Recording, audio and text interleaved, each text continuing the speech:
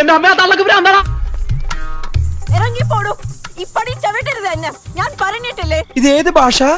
ഇപ്പടി ചവിട്ടരുത് എന്നെ. അത് പറ, ഞാൻ പറയാ. ഇത് മലയാളം അല്ല. നിങ്ങളും വീട്ടിൽ വന്നതാണോ? കമൽ ഹസൻ സന്തോഷി സർ.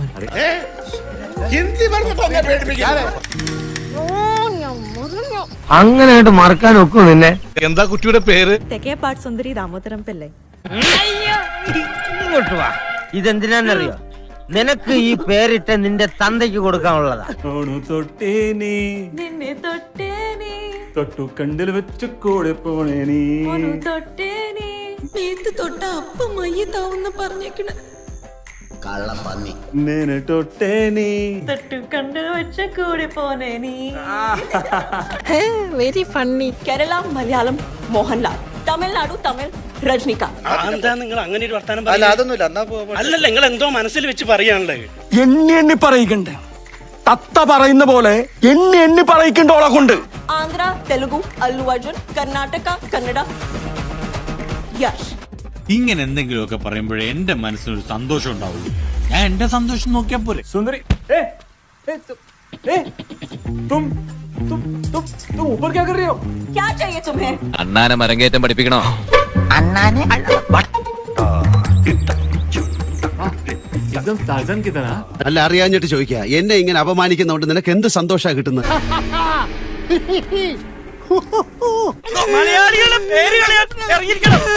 അമ്മാവാ, സുന്ദരിയെ വാ മോളെ.